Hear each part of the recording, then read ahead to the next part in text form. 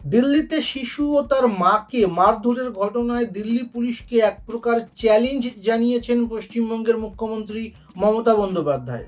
সোমবার ভিডিও বার্তা ও বোলপুরের সভা থেকে তিনি দাবি করেন, পরিযায়ী বাঙালি শ্রমিক পরিবারটির ওপর নির্মম নির্যাতন চালিয়েছে দিল্লি পুলিশ। এরপরেই দিল্লি পুলিশের পক্ষ থেকে পাল্টা সাংবাদিক বৈঠক করা হয়। দিল্লি পুলিশের ডিএসপি অভিষেক ধানিয়া জানিয়েছেন, ভিডিও সামনে আসার পরই তদন্ত শুরু হয়েছে।